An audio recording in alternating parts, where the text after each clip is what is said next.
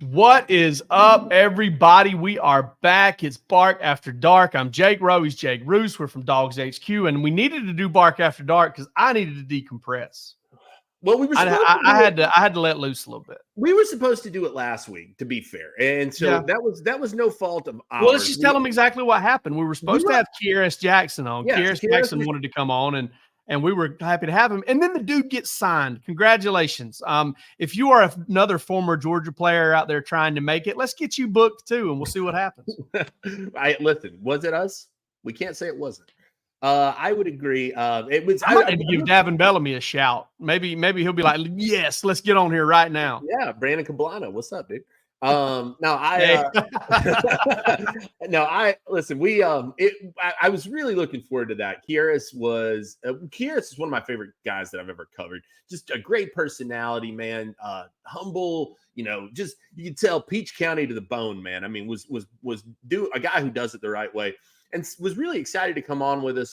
But like you said, I started texting him and you sent me an article and you were like, there's probably a reason he's not getting back to you right now. And he was being signed by the New York Giants. So all is well. I do hope that we can work it out with Kearis here soon, but that was why we weren't on last week. So congrats, Kearis, on the direct deposit. I'm really happy for you there, buddy. I'm sure it looked great this week, whatever it was, but and congrats on getting signed. That's awesome. So Georgia Texas week is here, and the Bulldogs are headed to Austin. That means Palmer Toms and I are headed to Austin. We had a plan as a Dawgs HQ staff. We might as well go ahead and put this out there. We were going to try and get an RV, and we were going to take everybody. And I had a driver lined up. We were going to shoot content. We were headed to Texas. We're going to do a little Texas Hold'em, maybe play a little poker for the camera. Listen, we were going to let it all hang out too. We were going to bet a little money and let the people see it. We were going to commit crimes on camera for the people just to entertain them, gamble illegally across state lines, all of that stuff. But we ended up not doing that because some things fell through at the end and we didn't get it done. Can't say that I'm all of that upset because, Sunday could be awful. My liver is thankful that we're not doing that, to be honest with you. That would have just been a bender to a large degree. And I'm not saying that I won't have some beers on Saturday while watching the game as well. We would have boosted the economy of Peru with all the cocaine we would have bought. No, I think that listen, nothing goes up my nose. Nothing. Oh, by the way, we should do the disclaimer in case you haven't been able to tell from the first few minutes of this. None of this is very serious at all. We don't really talk a lot of Georgia intel or stuff of that nature. So if you're looking for that, you tuned into the wrong show. What we do here is we try to have a good time. We try to have some fun. We wrote Georgia into it. It's a Georgia-centric thing, but it's not specifically Georgia football, and it's certainly not what you would call hardcore analysis or even basic analysis. One of us broadcasts live from the state of Georgia. One of us does. That's true. I appreciate you bringing that up. Yeah. And the other of us is a prospective Tennessee politician. So that's true too. That's what they tell me anyway. But speaking of locations, we have been to Austin before. We've been there. We did. And that was a long time ago. That was what year was that? I believe, if I'm not mistaken, that was 2014 that we were there. I think it was like January of 14. We may have even flown. I can't remember if we were there for New Year's Eve or not. I don't think we were. I have a hard time. They bleed together because you go a few times. It doesn't really do that for you, I don't think, necessarily, because you and I only ever went together once, though. Yeah, right. But my experiences there kind of bleed together because I'm like, okay, who did I see when I was there? And I know I was there in 13 because I remember Brandon Cablano, our good buddy, who came on Bark After Dark, and we just mentioned a minute ago, telling me, "Hey, we got Laramie Tunsil, dude." It was definitely the next year then. Yeah. So I'm trying to think of who was that. Was Sony Michel, Nick Chubb. Yes. Were in that game that year.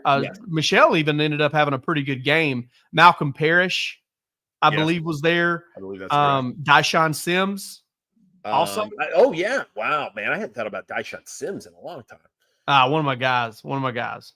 Yeah, let's see. 2014 All-American roster.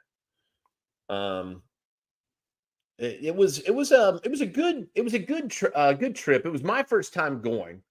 And I had a blast. I was just getting started. I just remember being really panicked that I wasn't going to get you off of wouldn't be able to get you off of the plane because my phone died. I was running around after I got off the plane, presumably trying to buy drugs, probably.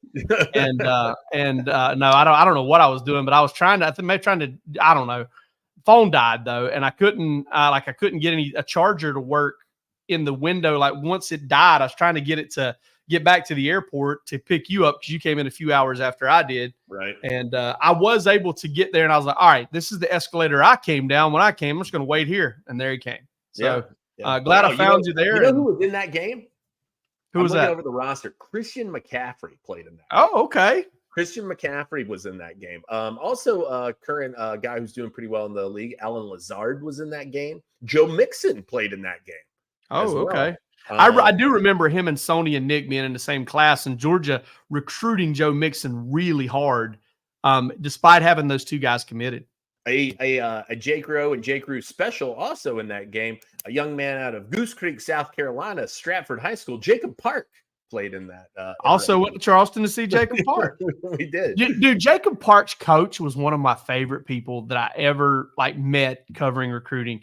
I can't remember his name, but he was just kind of a short guy, about 5'3", 5'4", maybe 5'5". Yeah. Kind of a little pot belly. I may be shortchanging his height. I'm sure somebody's probably watching this show being like, man, he's 5'7".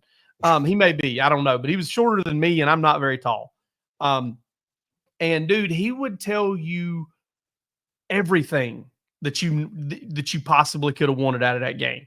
Like, you'd just come up and try to, I'd met him a few times before, and you go up and you kind of rub shoulders with him.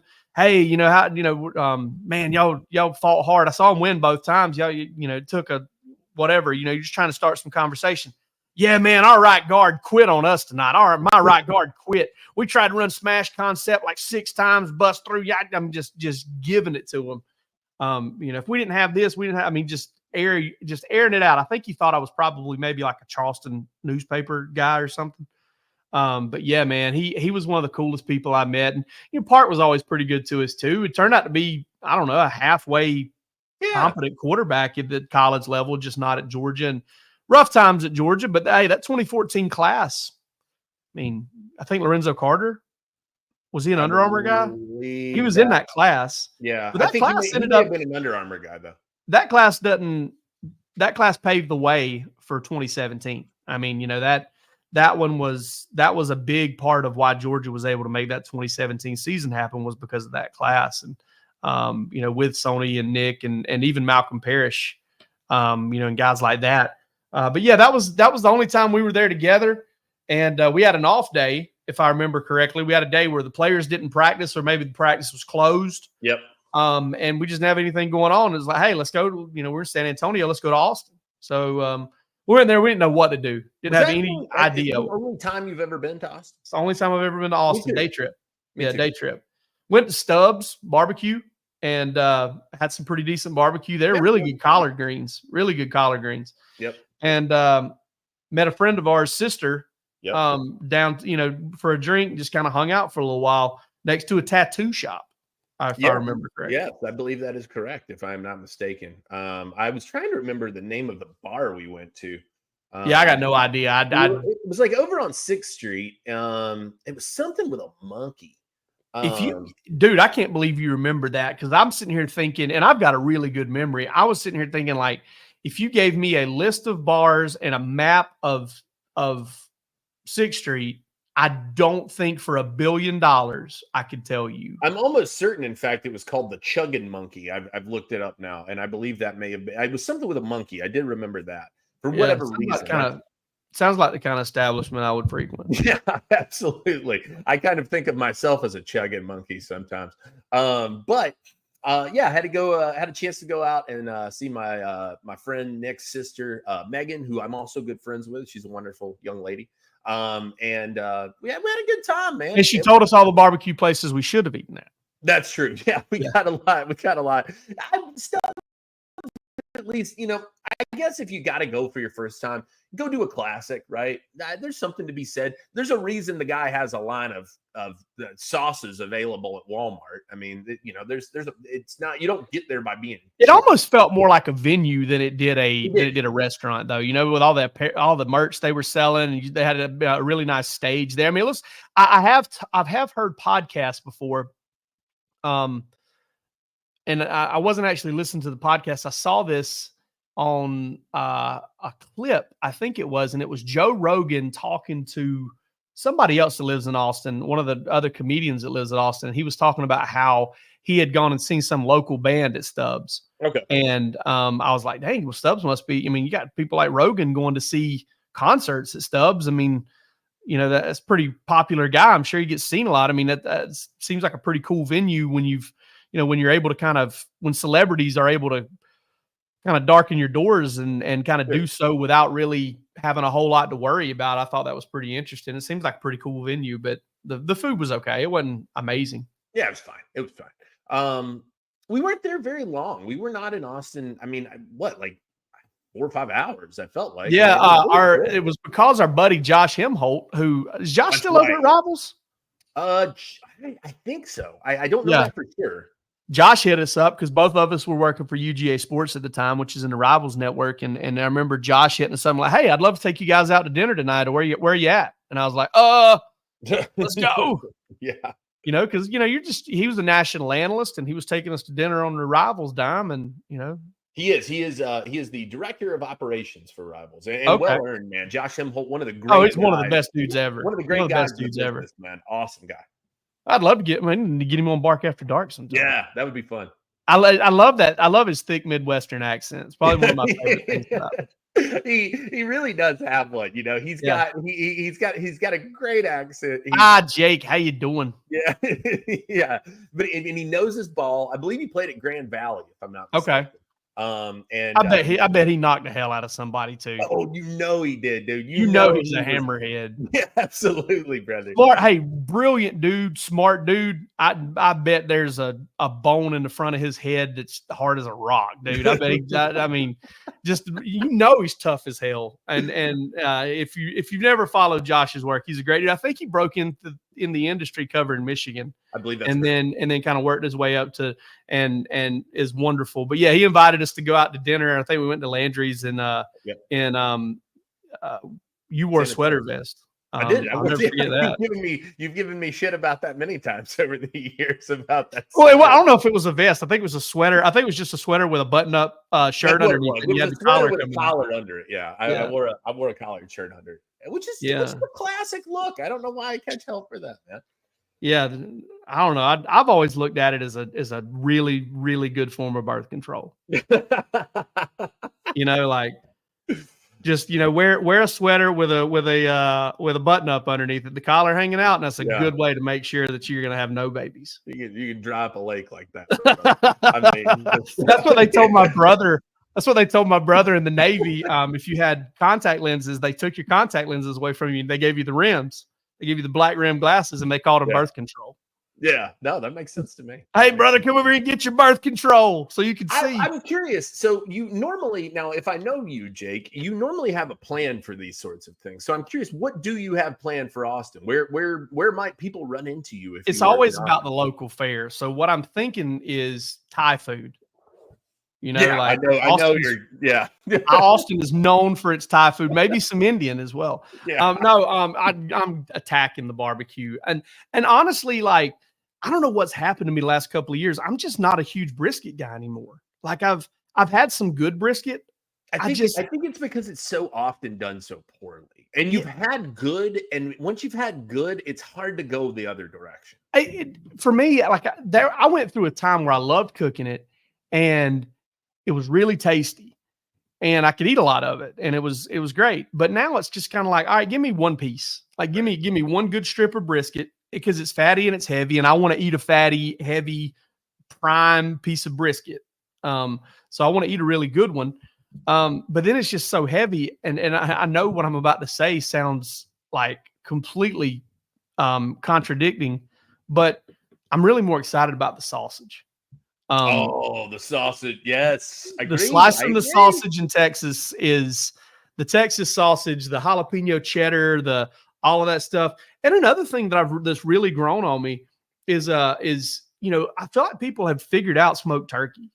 I figured they have really figured out how to kind of put a bark on it and keep it juicy and jagged it and brine it and all that stuff and give it a lot of care and make it something really good. And that's something else I'm interested to try out too, because I've got some buddies or some people that I've known through the websites that I've worked at through the years that I've kept in contact with who live in the area. And they, it's kind of like, what is that song? The sandwich, the roasted pork sandwich in Philadelphia. Oh yeah. It's so like brisket is the Philly cheesesteak, and it's almost like kind of smoked turkey in some ways. For some folks, it's kind of becoming that roasted pork sandwich for them. It's kind of becoming that 1B or B option for everybody. Yeah, I can see that. No, I agree with you. To me, the sausage is a consistently like underrated aspect of the whole thing. And if you can find the good, I mean, I just love it in general, man. I mean, I've got there's a great meat market down in Ball Ground, Georgia that I go to. It's called Frankfurt Doner and Meats. They make doner sandwiches, which is essentially like the German version of a gyro. But they also make their own sausage in house, and it's killer. I got some defrosting in my fridge right now. It's pineapple habanero, I believe, is what I got in there, and I got it. I'm so looking forward to that. So I agree with you. I'm jealous of you for that reason. I'm not jealous of you for this trip as much as I thought I would be, perhaps, because Austin. I think I probably missed the window when I would have really enjoyed Austin most, which was probably about 15 years ago. It seems like now everything I read about it makes it sound like it's a big major. It's almost like a major American city at this point. So it's like covered up. Okay, you went a different direction than I thought you were going. I thought you were saying like I would be young enough to really experience it all, which is probably part of why you said that. I would also be young enough to do some shit to kill myself too. Sure. By the way, I just cursed like that, and I had that little hiccup afterward because I cursed on the Bill Shank show, not the Bill Shank show, our Roos and Roe show the other day, or earlier today. Yeah. And we had to kind of an hour ago. So, yeah, we pre-recorded that, and I had to we had to just start the segment all over again. I was completely rattled. So I'm glad I can be rattled in front of you guys. We're gonna build some of the bloopers we do off of those pre-recorded shows and try to show them to you here on Bark After Dark at some point. Yeah, as you would imagine, there are plenty. But you haven't told me you're telling me you haven't like lined a place out. You don't even have one circle that you're like, I'm going to go here. Not quite yet. No, I mean, I still want to kind of figure out what we're going to do. I feel like I've got to do Franklin's, man. Like, I mean, that's a commitment. It is, but it's kind of like, but it is. Now the other thing that I've heard, somebody I believe even on the Dog Walk said it was you can go get almost as good at Terry Black's, and you're not going to have to deal with the insanity of that. Yeah, I'd rather just, yeah. I hate to say I've been twice and I didn't go. Like it's. When are you going out? Friday? We're going Thursday. We're leaving. Homer and I are leaving out on Thursday. Honestly, I thought we might try to. I don't want to like spin out on barbecue, so we might not do this. But apparently, there's a couple of really good places in Dallas. We're flying into Dallas because flights were just. I'm only going to fly Delta because I want the miles and all that stuff. And I will fly and drive a few hours if I have to, if I can get it under company policy so we can, kind of get the travel rewards for it. I think a lot of people kind of operate that way. I know my man, Seth Emerson, anytime there's like a media hotel that's not a Marriott, he'll just stay off site. I've done the same thing before. Want to get a good meal in Dallas would be nice before we kind of headed that way, but we might just ride straight out of Austin. You could get there on Sunday in terms of like going to Franklin's or going to somewhere on barbecue. You can try two different places because we're going to have Friday. Probably not going to do anything on game day. May go try to crash that Dog Nation tailgate, Matt Chernoff and company, see what they're up to. I don't know if this appeals to you, but you said Dallas, and it came to my mind. There's a place that I'm going to recommend, and it's 15 minutes from the Dallas airport. I've never gotten the sense that you're quite as much of a pizza guy as I am. Oh, I love pizza. Probably the second best pizza I've ever had in my life. New York pizza is still the best that I've ever had. But the second best pizza I've ever had in my life was at a place called Cane Rosso in Dallas. There's one 15 minutes from the airport. They do one called the Honey Bastard. And it's a spicy, I believe it was spicy pepperoni and a hot honey on top of it. Absolutely phenomenal. Worth the trip. If I ever get back to Dallas, that's where I'm going to go. So that's my recommendation for your Dallas spot. Might have to check it out. I'm pretty traditional when it comes to pizza, man. I'm pretty 2-topping or 3-topping guy for me. The cheese, pepperoni, and mushrooms. That's a Zach Thrower mentality. All I need. No, it's not that. I do love a good Supreme. Don't get me wrong. Like a good Supreme pizza is fine. I'm not going to like turn it down. But if I'm ordering, it's pepperoni. I've tried the hot honey thing, and it's just not. Oh, I love it. I've been. There was a thing a little while back. A friend of ours had ordered some like mellow mushroom, and it was. I mean, and mellow mushroom is really solid pizza. I mean, it's not like top of the line or anything like that, but it's clearly better and more expensive than anything else you're going to find out there. And he's like, hey man, I got this hot honey, try it out. And he, drizzled some of the hot honey on there, and I tried it, and I was like, I liked it better when it didn't have the hot honey on it. So, but I do love pizza. Pizza's great, and probably eat a lot of barbecue. Try something a little, kind of off the barbecue path, what depending on what we do for dinner on Thursday. The thing I'm really excited about, Jake, Centurion Club. Oh, Centurion Lounge. Oh, yes. Anytime I get to fly, go to that Centurion Lounge. I'm not even listen. It's the greatest. It's incomparable. I am in no way trying to make a commercial for American Express right here. American Express, if you want to, I don't know, give me some money. We'll talk about it. But man, I tell you what, if you can get, I'm getting to the airport 3 hours early. I will walk into the Centurion Lounge 3 hours before my flight. And I'll work, and I will drink tequila, soda, and lime, and I will eat from the buffet. That is absolutely glorious. And I'll probably board a plane at less than full capacity, I would imagine. Sure. I would agree. Yeah. Well, I'm really looking forward to it, and I'm looking forward to discussing this trip on the next Bark After Dark. Yeah, we'll talk about it.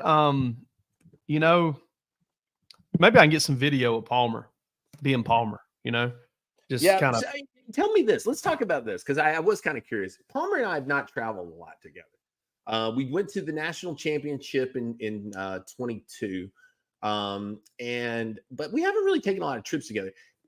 What's it like traveling with Palmer? Is he a food guy? Is he a food guy? Is he a big food guy? He is, and I'll say this about Palmer too. Palmer's 16 years younger than I am. Yeah, like I was driving a car when Palmer was born. Yeah, okay. Sure. I've never shared a hotel room. I've shared hotel rooms with Palmer Thomas more than I've shared a hotel room with my own wife. Yeah, sure. When you think about all the bowl trips where we've had to stay together for an entire week and all that stuff, dude, when I tell you that I have never once, or he has never once been like, dude, there's never been one of those like, blow ups, nothing. What we typically do is, dude, we have the best time just like goofing off and acting like children as far as like laughing and shit. Yeah. Like, sending each other. It's a lot of fun. Palmer's a good dude to travel with. He's really good to like fly and get rental cars and stuff like that with, because he's just no anxiety, like none. Yeah.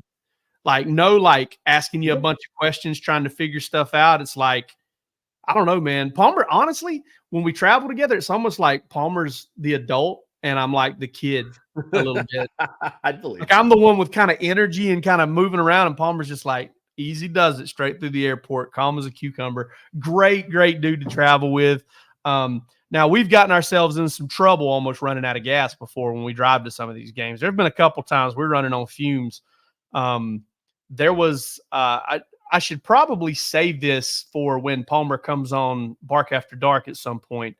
And he's not behind the scenes right now, which is why we're continuing to say nice things about him. If he was back there, I wouldn't say anything nice about him. But we got into an issue on the way home from the Tennessee game last year where I had to get back because we were leaving as a family that Sunday to go to Zion, to go to Utah. And we left after the Tennessee game and drove all the way back to Athens. And it was a 3:30 game. We got back late. And man, we're headed back, and all of a sudden the gas light comes on. And I'm like, yeah, we get to hit an exit. And boy, there were no exits. And this was my fault. The first time was Palmer's fault. We were going to Kentucky and we were starving and almost ran out of gas. This time we were just almost running out of gas. Man, we pulled up to this service station and there was this guy screaming at this another guy because he said he saw he hit his wife or a girlfriend in the cab of the long haul truck and all this stuff. And I'm like, he's like, I used to be a police. I've got a gun. And I'm like, okay, I'm gone. I thought you were going to say in the cab of the Chevy Lumina van. No, he was driving at that gas station. Oh my God. Chevy Lumina van. I think we had one of those when I was a kid, but no, Palmer's a good travel partner, man. We have a lot of fun, especially enjoy flying together. We started flying down to Florida. I got him doing that last year, and that was a lot of fun too. So excited about these next few weeks. I haven't traveled yet this year. I didn't go to Alabama. I didn't go to Kentucky, but I don't know. Next year we need to find a game to go to together. Yeah, for sure. I'm a little bit excited about Ole Miss. I'm a little bit excited about the Ole Miss game because last time I was there, I went to this wild game restaurant in Tupelo where I got some elk sausage and Big Bad Breakfast. Yeah. Huh? Big Bad Breakfast also, didn't you go? Yeah, Big Bad Breakfast is pretty good. Yeah, it's pretty solid. It's kind of like eating at Mama's Boy. Okay. All right. Yeah, good skillet. Yeah, get you a good skillet of Big Bad Breakfast, a lot of gravy on it. Well, listen, we've talked a lot about. You said you were the kid in traveling, and I'm getting ready to. There's getting ready to be a child in my life, and thank God it's not my own child. No one needs that, but my sister is. You'd be a great dad, dude. You'd be a great dad. Well, thank you. I've had several people tell me that. You'd crush it. You'd crush it. Yeah. Well, someone once told me, they said you would be a great dad because you would take it seriously because you would want to raise a good person. And I don't disagree with that, but I'm also a deeply selfish individual, and I value my alone time. Yeah, I don't know how much intent plays into who you are. Well, okay, sure. I think you just are, just Bruce. I think you would just be yourself with your kid and, probably learn some nurturing things that maybe you didn't already know, just in terms of like, oh, well, this slobbering little thing's not gonna. What did Tim Watts call him? Shit and spitting potatoes. Dude, that was so funny when he told his wife, he's like, yeah, she's crying. He's crying over here. He's doing something. He's like, well, he doesn't know what he can't tell you what he wants. He goes, I feel like that's a him problem. That's on him. But yeah, man. I mean, you'd be good at it. My sister's having her first kid, though. It'll be the first kid in our family, I guess. The next generation is probably the best way to say that. So first for my parents, this will be the first grandkid and all this stuff. So I'm gonna be an uncle for the first time, which is kind of cool. That's neat, right? I guess. It's a new adventure for me. And I'll be honest, Jake, I got a lot more excited about it talking to you about it because you said you implied that it is a pretty dope thing to be an uncle. And I'm curious, what is your advice to me as a current uncle to a future uncle? Well, right now, I have my 11th niece or nephew in the oven. My brother's wife is pregnant. My brother is also 6 years older than me. And he has a gaggle of children. My brother has 6 kids, 7 kids, 6 or 7. 7, we'll call it 7. But he has 7 kids, or is about to have 7 kids, and a couple of stepkids too. So, man, being an uncle is the greatest thing ever. Like in pickup basketball, where you call fouls on yourself, like you kind of have to, you call a foul. I feel like there are some areas in life where you can actually rate yourself. Like you can actually say, okay, I'm good at this or I'm not good at this. And fatherhood or where you're at in your own career, self-evaluation, stuff like that, I think you're probably better just kind of saying, let me just do the best job I can do and not trying to think about how good I am at it. As an uncle, I'm an A+ uncle. I'm elite. I'm an absolutely elite uncle. I love my two oldest nieces. My oldest niece is 20 and her little sister is 18. They are also my brother's kids. And dude, they are two of my favorite people in the world, and I'm their one of their favorite people in the world. I try to spend every moment I can with them. My sister's kids, awesome, love them to death. Love my brother's boys, the best. Being an uncle is incredible, and I'm good at it. What is it though? What is it that makes being the uncle so special in your life? I think it's honestly like I think kids just adore it when adults are like transparent with them. And I don't mean transparent like putting adult issues on them. Sure. But I think like if you I don't necessarily think you got to get on their level, but if you will be yourself and just kind of be like, yeah, that sucks, and just identify and understand them a little bit. And I think there's a little bit of pressure that comes off when there's, I don't want to say there are fewer boundaries, but it's kind of like there are fewer, you're not going to, unless you've got a hardo uncle, you're not going to get punished by your uncle for, Sure. saying something crazy or cursing or anything like that, dude. I mean, that's just one of those things. So I think, when kids can kind of let their guard down around you and talk to you when you're, and they're like on that niece and nephew level, it's just amazing. It's and they love being listened to, and it's awesome because you can kind of pick up on that energy of acceptance they're kind of sending back to you, kind of like I needed to talk about this, or I needed somebody. Because when both of my nieces were going through kind of especially my oldest niece was going through the college, or where am I going to go to college? What do I want to major in? All that stuff. We were talking like every day, every single day, and that was, I don't know, man, that's a really rewarding time. And not only that, when they're just kids and you can play with them, and the one refrain I always get from my nephews is again, because you just throw them around and wrestle with them, and they're like, do it again. That's fun too. So they find a way. I feel like nieces and nephews find a way to tap into your humanity, and maybe some ways that parenthood doesn't, because in parenthood there's anxiety and there's pressure to kind of do the right thing and teach the right lesson and set the right example and to keep the right boundaries up. Whereas when you're an uncle, I don't know, I feel like you get a chance to kind of let down and maybe be a cooler version of yourself, or better version of yourself, a more transparent version of yourself for somebody that needs it. Well, and I was just doing the math on this. So when this baby turns 18, I will be 55 years old. So I can only imagine. I'm a pretty unhinged individual at 37. If I'm still around at 55, I can only imagine what that will be like. Look, I would like to have an uncle like me. I have an uncle, and he's a big Georgia fan, a super good guy, and he's cool as shit, man. And my uncle and I are 15 years apart in age. So he was a lot like my big brother growing up, really, but like we did all kinds of fun shit together, man. He was a really artistic guy, but he also like loved to ride 3-wheelers and like do like adrenaline junkie stuff, and he liked to scare people, and he's got a Bigfoot costume, and like he like we drink a beer together, and like so I'm looking forward to some stuff like that, man. I think that'll be cool. Like you've got the opportunity to, like you said, I think the stakes are a lot lower. And there's something to be said too, at least from my perspective, of like, hey, I love you. And also too, now you can go back to your home where you live. Yeah, absolutely. That's really cool, for sure. And I will go to my home now. Yeah, that's another big part of it as well. My uncles weren't really crazy.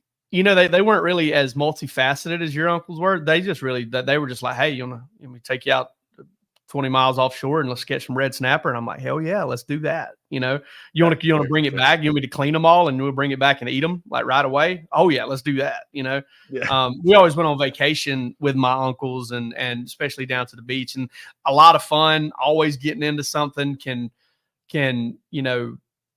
take a paper clip and I mean, they're MacGyvers, just absolute MacGyvers of people.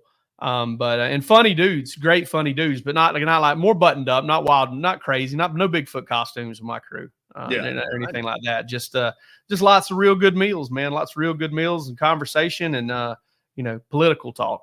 Really, no, I bet. Yeah, in a way that doesn't bother me a whole lot. They just they ain't really happy with anybody about anything. Sure. Which is honestly a place that you've moved to as well. So there are a lot of that's rubbed off. It's not really influenced by them though. It's not. I got better energy when it comes to that type of thing. I'm kind of like, hey, I don't need those people. We're good. We got this all together. And they're like, well, I don't need those people. We're all going to hell. It's falling apart. But sure. It is kind of funny to observe the panic.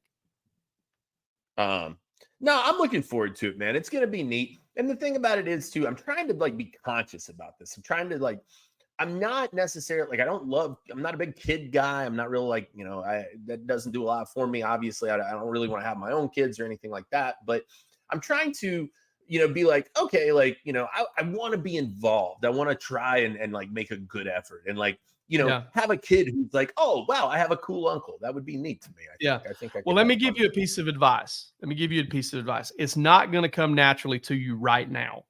I've always been like a baby holder. Right. Like I've always been like, hey, let me grab that baby, I like babies, but if you're not, it's going to take a while. But you can't wait until that kid is like a year and a half, 2 years old, starts talking before you show any interest, because he's gonna be like, who the hell are you? You gotta hold the baby. You gotta hang out. You gotta make the baby laugh. You gotta put in some legwork. You gotta get a little bit upset sometimes whenever it cries, whenever you try to talk to it. All right. Yeah. But you got to stay in there and you got to press. And then when they start to develop their own personality and they start I was kind of moving from that place of, I was like, well, I'll just give it some time. I'll let it kind of, you got to put in the legwork early if you want the payoff later. Okay. All right. That baby's going to look at you. That baby's going to look at you at 20 months and be like, the hell is this? Why is he trying to talk to me? I don't know this guy. This guy's not thrown me in the air once. Yeah. Yes. Sure. Yeah. You know what I mean? This guy has not held me by my feet, not once. Absolutely. So, absolutely. Yeah. That's you power bomb him. All right. He needs to be power bombed by 18 months. He needs to have experienced his first power bomb. I agree. You got to get in now. I was real into this when my cousins were young. I was real into the Razor's Edge. You got Razor's Edge. I enjoyed delivering the Razor's Edge. The best thing though is you get them in there and you get them jumping on the bed, right? And you get them jumping on the bed, and then you just swipe their legs out from under. And they love it. They love it so much that like you're gonna love it. It's gonna be great. Just sweep the leg, Johnny. Just take it out. Well. One day I hope that I can go back and I can show the kid that I recorded a podcast on the day of his birth. You got me real excited about this. You got me wanting to maybe go up there and try to be an uncle to your nephew. Can I be an uncle to your child? Please? Yeah. Hey, you don't know me, but my name's Jake too. And oh, Jesus Christ. Well, one thing you can't do around kids is jaking off. So let's go ahead and dive in on that one this week. Jake Rowe, do you want me to go first? You got one? What do you go first. All right, I got one. I was going to use this one a couple of weeks ago because I'm really interested to hear the answer to this. It popped up in my mind. I was like, this is a good question because I think you and I both know a lot of people like this. Who in your life, and it doesn't have to be someone you know closely. It could be someone you went to high school with, someone you knew in college, whatever. But when I ask you, who is the most naturally gifted person you've ever known? Who comes to mind? Well, what are we talking about? Like ever known? Well, I mean, anybody. I mean, a guy you went to high school with. He was the greatest athlete, and everything came easy to him. This guy I knew, he partied his ass off, but he got straight A's in college. I mean, just a person who things came easily to. Because I'm curious as to who that would be. Across the board, like okay, this guy's been good at everything he's ever done. It's probably my older brother, John. Okay. Like I'm dead serious. I mean, he was a good athlete. When John was when my brother was like a freshman in high school, he graduated his freshman, or got through his freshman year, and he was like, I want to be starting shortstop for Athens County baseball. And they had a good baseball program. John White, Tommy Adcock had a really good baseball program there. Played for the state title or in Final Four against Pace Academy and some Major League Baseball prospects. I believe my brother's junior year. But he did it. And then he graduates high school and he's like, I'm going to go into the Navy. And he finishes second in his class. And then he's like, hey, I'm going to start framing houses, and just becomes wildly successful. Now, we can talk about, kind of being good at something, getting tired of it and moving on to something else. That's a fault. But yeah, I would say probably just in terms of, obviously athletically, I don't know, man. I played with some dudes down at Atkinson County and went to school with some dudes that never did anything. I'll tell you one, and he made national news years and years ago. There was a guy named Jamil Terrell. Jamil was a PE superstar. Okay. 6'8", 6'7", 6'8". Phenomenal basketball player. I mean, had handles, could jump, could dunk, could play down low, could do all that stuff. Well, I didn't even think about Jamil Terrell after I got out of high school. I think Jamil was a year older than I was. Didn't even think about him. Then a couple years later, I'm watching ESPN. He never played high school basketball for us. And I guess it was because of grades. St. Bonaventure is in the NCAA tournament, but they've had to lay off they've had to kick one of their, or declare ineligible one of their best players, because while he helped them get to the NCAA tournament, he wasn't eligible to enroll at the school because all he had was a welding certificate. And his name was Jamil Terrell. And I had no idea what. And it was that guy? Yeah, it was that guy. It was Jamil Terrell, who didn't play a competitive, organized game of basketball his entire high school life. And he had made it from your it may have been the conference championships. It may not have been the NCAA tournament. He made it from your high school though to Allegheny, New York. Mm-hmm. Wow. I believe he had gone. Hold on, let's see if we can find this. Riveting here. Watch Jake Rowe use the Google machine. Yeah, I know, right? Yeah. So yeah, Jamil Terrell, St. Bonaventure forward. He didn't have a great. He averaged 7 points a game, but he was 2002, 2003. Okay. But it was I guess he was a couple years older than me. But I remember seeing that, and I was like, oh my God, what happened here? Like, where did he go? And yeah, so it was that was one of the things that, one of the weird stories from high school. But he was always that kid. You're like, why is he not playing? And he didn't talk to anybody. Like nobody really wanted to talk to him a whole lot. Yeah, because he was real standoff. He grew up in our hometown. He didn't move in from anywhere. Sure, and just dominated everybody in pickup basketball and PE, and went and got a welding certificate. And I think they passed it off from like a Brunswick Technical College. Okay. He had gotten in, or that he had graduated or something, and they accepted him. I wasn't able to find a news story on it, but I was able to find his old ESPN profile, which may not even be correct. But they had to declare him ineligible, maybe forfeit some games because he wasn't eligible. But one of the most naturally gifted athletes, Matthew Thomas, who played at South Carolina and had a big catch against Georgia in 2003. He was another one. He was a really good baseball player too. If he wanted to do that, he could have been great at it. So, but yeah, I mean, a few talented dudes. I wish some of them were rubbed off on me at some point. All right. So, when you look at kind of, we're about to be in election season, right? Mm-hmm. And everybody wants to talk about politics, and everybody wants to do this, and everybody wants to, and there's conspiracy theories.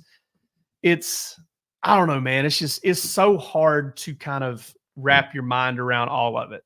Yes. When you start looking, and the reason I ask you this was I caught this about myself the other day, and I wanted to find out how you felt about it. When it comes to political commentary and political opinion and stuff that they're showing and stuff like that, what catches your eye? What makes you stop and look? To be honest with you, this year, not much. Okay. This is probably the most disconnected I have been from an election cycle in a long, long time. And I got to tell you, Jake, I did that kind of as an experiment to myself to see, like, well, maybe I could give this a shot and see how I feel. And I think for my mental health, I think it's done wonders. Yeah. I really think it has removed a lot of negativity from my life. Yeah. And that's been the big takeaway that I've had. Like, I have political leanings, of course. I mean, we're not going to get into that here, but what I realized was that engaging this stuff constantly, which is what I did for a long time throughout my 20s, I was like, I got to read every article. I got to watch every interview. I got to. Well, they've got us in a vice. You need to know what's going on as a human and a citizen of the earth, but at the same time, like that's not what it is. Right. And you're being inundated. I mean, that's the thing is like, and maybe it was like, I don't know what it was like in the 90s. I don't remember. I mean, I wasn't keeping up with election. They didn't play that shit on Nickelodeon, so I wasn't watching it, But like, somebody mentioned the other day, they said, there was a political ad before one of our podcasts. Yeah. And they said, I listen to this stuff for an escape. And I commented back and I said, these people do not want you to have escapes. They don't want you to be able to get away from this stuff. And I've done. That's where all that fundraising, all that money is to make sure that you can't escape them. One of the biggest things that I've done probably in the last 6 months, one of the biggest changes that I've made in my life, because for a while I was just like, how much could it really matter? Is I stopped using that For You tab on Twitter. Yeah. And I switched back to following. And when I switched it back to what I had created and curated my Twitter to be, it was suddenly a lot more. Yeah. It was a lot easier for me to consume. Yeah. The other thing was dark. There was some weird shit going on that For You thing, man. I don't like it. It makes me uncomfortable. Yeah. I wish I could do the digital version of put some tape over it. Yeah, sure. Yeah. Throw something over it so you don't have to look at it. Like I wish I could. And I guess that's what you do when you toggle, but sometimes that stuff toggles right back. Yeah. And the good thing about it is if you spend enough time on your following page, you will know right away when you're on the other. You're absolutely 100%. correct. It is absolutely correct. And suddenly I found myself, because like I said, when it first came out, because usually for me it goes like this. Scroll down, the hell. Oh, that's it. It's like, bam. When it first came out though, for real, I was like, well, how big of a difference could this really be? Yeah. Like I'm going to get most of my following stuff, and then they're going to curate things that maybe I would like to see, which in theory sounds like a pretty good deal. That wasn't what I wanted to see. It was not what I was trying to see, man. I was trying to be followed for sports and follow comedians and laugh and along the way. There's so much darkness to the whole thing. And I'm saying this across the aisle. So don't think if you're out there that I'm talking about your specific political party. There's darkness on all of this, brother. And I mean that in the sense of like, there's no joy to it. It's all gross. It's all argumentative. It's all sad. It's just nastiness. And when you invite that into your life, man, if you're consuming that, you have to be conscious of what you're consuming, because it's going to shape things, whether or not you realize that. For a long time, I don't know that I subscribed to that idea. I was just like, I'll watch whatever. It doesn't matter. The older I've gotten, the more I realize that stuff begins to influence your energy, and it begins to influence your mental state. And if you're consuming depressive stuff all the time, the world seems depressive, right? Mm-hmm. And so I'll tell you, not much has caught my eye. I will say though that there are a couple of those political ads, and it was mentioned on our board, that have made me laugh. This oh yeah, 100%. And those are funny. I am not rich as hell. I'm not rich as hell is hilarious. That's an objectively funny line. Gets me every time. That stuff, I guess, has caught my eye. That's caught my attention. But yeah, like I said, man, I've been disconnected this go round, and for good reason. And like I said, I think I'm better for it. I'm kind of glad that I did it. And I would advise other people to do it. I'm not saying don't be completely unaware. Don't be, totally disengaged, but be conscious of how much you're consuming it and be conscious of how it's affecting you, because I think for me, it was affecting me a lot more than I Yeah. And what we've seen here lately only just cements my point with these two hurricanes that we've had come through, is that let them talk, let them spend their money to get their ads and give you escape, and let them campaign instead of doing their job.